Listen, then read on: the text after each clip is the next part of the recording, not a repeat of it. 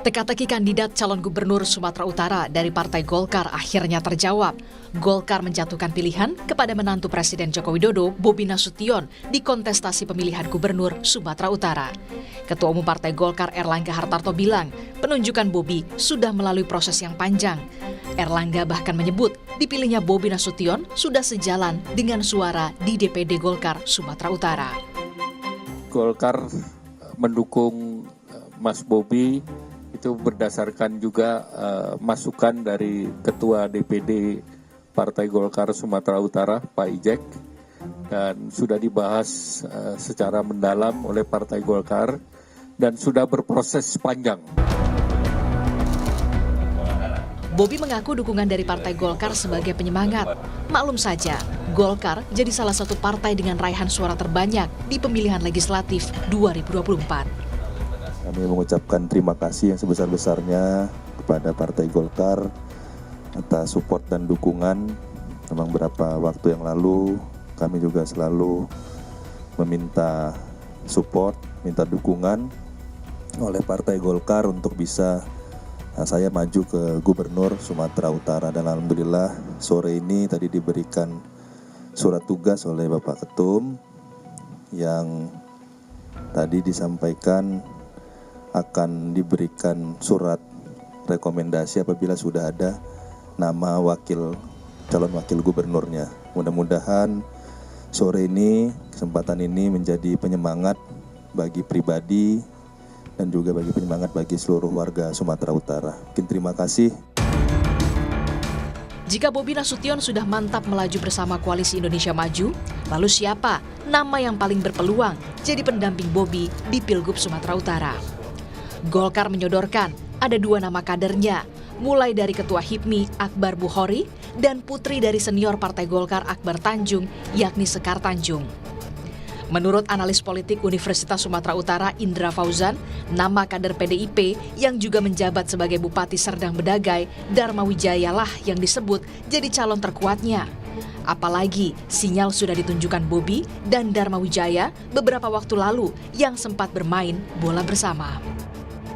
Dharma Wijaya ya, Wiwi itu juga sudah main bola sama Bobi. Bobi juga udah menyebutkan nama beliau. Saya rasa itu yang menjadi karena saya rasa Bobi sudah berkomunikasi yang intens ya. Kemudian saya rasa mereka juga dulu sama-sama kader PDI Perjuangan, Bang Wiwi masih menjadi kader. Kemudian saya rasa sama-sama kepala daerah di Sumatera Utara. Kemudian juga mungkin ketika sekolah partai sering berkomunikasi ya, jadi itu menjadi nama yang saya rasa leading di peta politik di Sumatera Utara. Bahasa Medannya ini menjadilah barang itu ya kan dengan Bang Dharma Wijaya. Merespon nama kadernya Dharma Wijaya dilirik jadi pendamping Bobi Nasution, Ketua DPD PDI Perjuangan Sumatera Utara yakin kadernya punya komitmen dan loyalitas kepada partai. Tapi saya yakin bahwa Pak Wiwi masih berteguh dan tetap komit menjalankan surat tugas dari DPP partai untuk dia maju sebagai calon bupati di Serdang Bedagai. Nah, kendati pun akhirnya beliau bersedia untuk itu, tentu ini sudah tindakan indisipliner yang akan kami nilai begitu. Sehingga dia hanya dapat Dharma Wijaya tapi tidak dapat mesin politiknya, tetap mesin politiknya milik PDI Perjuangan. Usai dipecat dari PDI Perjuangan, nama Bobi Nasution justru kini didukung parpol besar demi melaju di Pilgub Sumut, mulai dari Partai Golkar, Gerindra, Demokrat, dan Partai Amanat Nasional. Bobi Nasution dan Parpol Koalisi Indonesia Maju tengah menggodok sejumlah nama yang bakal jadi pendampingnya di Pilgub Sumut yang diharapkan bisa meningkatkan elektoralnya November mendatang. Tim Liputan, Kompas TV.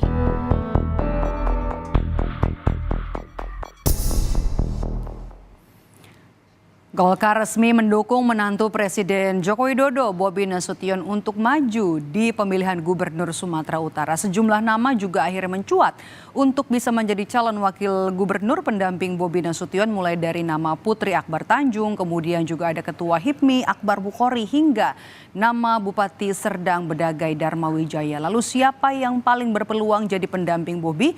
Kita bahas bersama dengan analis politik dari Universitas Islam Negeri Sumatera Utara, sekaligus Direktur Politik Literasi, ada Faisal Riza.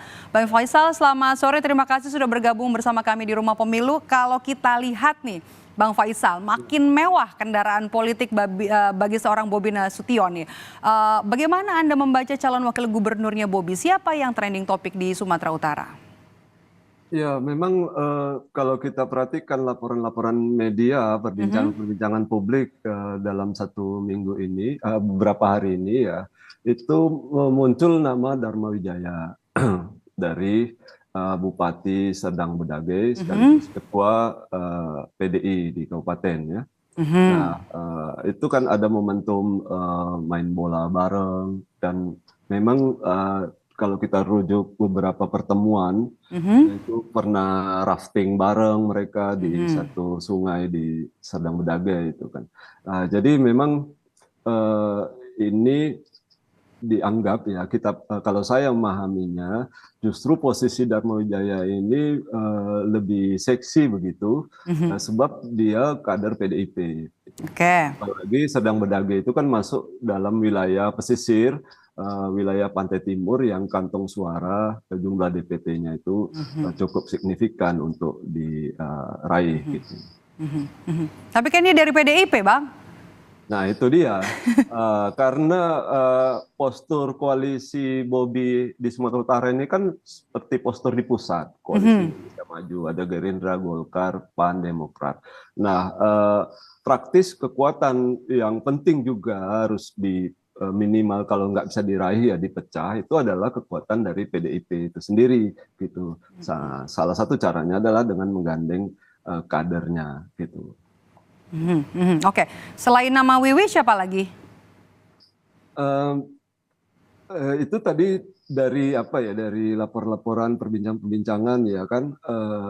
Barusan kan media juga melaporkan bahwa Golkar kemudian juga menawarkan Nama Putri Akbar Tanjung. Oke, Akbar Tanjung kan juga sosok yang kemudian dekat juga ya, memang orang asli Medan, kemudian juga keluarganya, sekolahnya juga dari sana. Menurut Anda bagaimana kalau misalnya nanti memang dicocokkan atau juga dipasangkan dengan Bobi Nasution, sekarang Akbar Tanjung ini? Saya kira karena Bang Akbar Tanjung itu kan tokoh yang sangat dihormati di Indonesia, di Sumatera Utara apalagi, itu akan mendapatkan dukungan atau mobilisasi para pendukung-pendukung di sini juga akan bergerak ya untuk menangkap dukungan itu atau memenangkan gitu. Cuman kan memang kalau ini kesempatan memperkenalkan Sekar Tanjung sebagai sosok calon wakil dari Bobi ini kan representasinya, imajinasi orang itu kan ini ada di wilayah Tapanuli bagian utara, terutama wilayah Sibolga, Tapanuli Utara gitu ya. Nah, Barus gitu. Nah, itu yang orang imajinasikan sebagai representasi dari kampungnya Bang Akbar Tanjung, kampungnya Sekar Tanjung gitu ya, leluhurnya. Nah, karena itu kombinasi dari, jika memang misalnya Bobi itu representasi dari Tapanuli bagian selatan, marga Nasution, kemudian bisa bermain di pesisir timur, saya kira ini juga bisa menjadi pilihan yang penting ya dalam memetakan representasi ya, politik perwakilan lah gitu. Oke, seberapa kuat sebenarnya Putri Akbar Tanjung di Sumatera Utara? Terus terang kan ini baru saja ya diperkenalkan kepada masyarakat gitu, sehingga memang butuh ruang lah, butuh waktu. Jadi popularitasnya masih di bawah dari apa? Menurut Anda masih tidak lebih mentereng dibanding seorang Wiwi, Bupati Serdang Bedagai, begitu? Iya. Dan kan begini juga, kalau dia sudah mendapat dukungan Golkar, praktis mesin partai itu kan akan bergerak mendukung. Nah, kemudian bagaimana kekuatan kantong-kantong terkonsentrasi PDIP itu bisa dipecah, kan ini strategi yang mungkin mereka pikirkan, mereka hitung adalah dengan cara menggandeng kadernya, sehingga kan minimal ya kalau ada dapat 2 sampai 3 kabupaten di pesisir pantai timur, termasuk Serdang Bedagai, ini juga akan sangat mendongkrak dukungan suara kepada Bobi Nasution. Kita tahu bahwa Dharma Wijaya ini selain Bupati Serdang Bedagai juga ketua PDIP yang berhasil meningkatkan suara partai PDIP di pemilu legislatif kemarin sampai 15 kursi. Itu belum pernah terjadi sejak kabupaten itu mekar. Oke. Bang Faisal, Anda melihat gimana nih kalau PDIP mungkin nggak mau kebobolan 2 kali nih setelah Bobi kemudian keluar. Ini yang dilirik sama Bobi adalah Bupati Serdang Bedagai yang juga merupakan kader dari PDI Perjuangan. Mungkin nggak PDIP dan juga Koalisi Indonesia Maju ini berkoalisi di Sumatera Utara? Atau ada peluang Wiwi keluar dari PDIP? Ya kayaknya kemungkinan kedua itu lebih terlihat ya. Sebab kan begini. Memang pilkada ini sangat tergantung pada figur kan, bukan partai. Partai itu hanya mendukung saja, memberikan legitimasi persyaratan itu. Tapi orang-orang memang menunggu figur-figur siapa yang muncul. Sehingga dalam konteks ini secara praktis figur-figur itu juga berpikir realistis. Kalau memang maju tanpa dukungan partai sekalipun, kemudian mereka hitung sebagai ini ada peluang menang, nah mereka akan pindah partai atau keluar, ya dikeluarkan. Itu macamlah dinamikanya seperti itu kan. Mereka akan juga sangat realistis lah untuk memperkirakan keadaan itu. Oke. Bicara soal realistis, gimana dong dengan Kim yang sepakat Golkar ini punya posisi atau mengisi posisi calon wakil gubernurnya Bobi? Ada nama Akbar Bukhori yang disebut oleh Erlangga Hartarto, kemudian juga nama Sekar Tanjung. Gimana nasib mereka? Kalau Bobi ini kan diusung jadi calon gubernur, calon wakil gubernurnya harus dari Golkar. Ya memang ini kan voucher-voucher yang diberikan oleh partai ini kan diberikan begitu saja kan, kemudian diserahkan pilihan-pilihannya kepada Bobi. Jadi mereka nggak punya negosiasi yang keras atau alot begitu dalam rangka memberikan tiket dukungan kepada Bobi. Terserah Bobi aja mau pilih siapa gitu. Kesannya kan begitu. Partai yang lain juga ya seperti PAN, Demokrat juga tidak banyak permintaan gitu kan. Jadi memang penentuan siapa yang paling cocok untuk dipasangkan atau ikut mewakili Bobi ya sebagai pasangannya nanti di Pilgub itu memang tergantung pada Bobi sendiri gitu. Oke. Ditunjuknya Bobi, diberikan rekomendasi kepada Bobi, ini kan artinya memupus kan seorang Musa Rajeksyah yang juga merupakan mantan wakil gubernur untuk kembali berkontestasi di Pilkada Sumatera Utara. Menurut Anda nasib Ijek gimana? Kan sudah tidak jadi calon gubernur atau juga calon wakil gubernur dari Partai Golkar. Iya kan Pak Ijek itu terpilih sebagai anggota DPR RI. Barangkali di situ konsentrasi beliau ke depannya gitu. Walaupun kita tahu pendukung beliau sendiri itu di sini cukup signifikan dan partai juga tapi ya pengurus-pengurus itu juga harus menyesuaikan diri setelah keputusan ini kan. Yang lalu saya juga sebenarnya membaca bahwa statement Ijek soal kesiapan dia maju sebagai cagup itu sebenarnya bagian dari untuk meredam resistensi yang muncul sebelumnya gitu.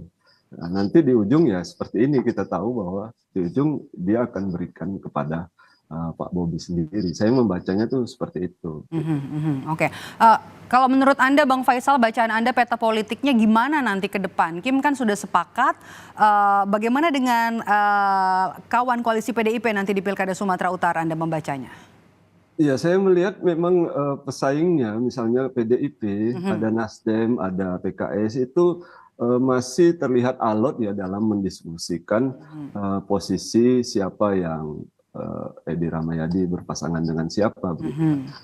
Kemungkinan itu belum ditemukan formasi yang cocok dalam memasangkan figur-figur inilah yang membuat mereka sampai sekarang itu belum mau mengumumkan, memutuskan siapa yang akan diusung. Jadi potensi untuk bersatu misalnya melawan Kim misalnya itu masih besar gitu kan. PDIP dengan Nasdem dengan PKS misalnya itu masih besar. Tapi karena mungkin saja nanti alot perbincangannya penentuan pasangan-pasangan ini mungkin bisa bisa pecah jadi dua poros lagi. Jadi PDIP bisa jalan sendiri, Nasdem, PKS mungkin akan jalan sendiri. Kalau tidak ditemukan rumus pasangan ya figur-figur. Sebab kan memang ini nggak bisa sembarangan kan melawan Bobi Nasution ini kan nggak bisa figur. Jadi menurut Anda lawan sepadan untuk Bobi Nasution di Pilkada Sumatera Utara siapa, Bang Faisal? Sementara kan yang sudah orang tahu itu ya Edi Rahmayadi, dia incumbent, dia populer. Dan PDIP juga sudah beberapa kali momentum. Terakhir itu potong sapi kurban di kantor partai itu PDIP. Nah itu kan menunjukkan sinyal-sinyal bahwa dukungan terhadap Edi Rahmayadi semakin kuat di sana. Hanya mungkin kita belum mendengar pengumuman resminya saja gitu. Ini memang kebiasaannya partai PDIP ya dalam pilkada di Sumatera Utara itu memang dia lama mengumumkan itu. Nah, itu. Jadi di antara misalnya menurut saya ya di antara kegagalan PDIP pada pilkada-pilkada yang lalu, pilkada di Sumatera Utara yang lalu itu karena dia lambat mengumumkan sehingga waktu mengenalkan figur tersebut kepada masyarakat itu kurang. Oke, baik. Ya, kendaraan politik bagi menantu Presiden Joko Widodo, Bobi Nasution untuk berlaga di Pilkada Sumatera Utara cukup mewah. Dan ini juga sedang ada konsolidasi untuk menentukan siapa pendamping Bobi di Pilkada Sumatera Utara dan juga siapa nanti yang kira-kira bakal bertarung melawan menantu Presiden Joko Widodo, Bobi Nasution di Pilkada Sumatera Utara. Kita nantikan karena pendaftaran juga masih 2 bulan lagi. Terima kasih sudah bergabung bersama kami, Faisal Riza, dosen UIN Sumatera Utara sekaligus Direktur Politika Literasi Des. Terima kasih Bang Faisal, sehat selalu.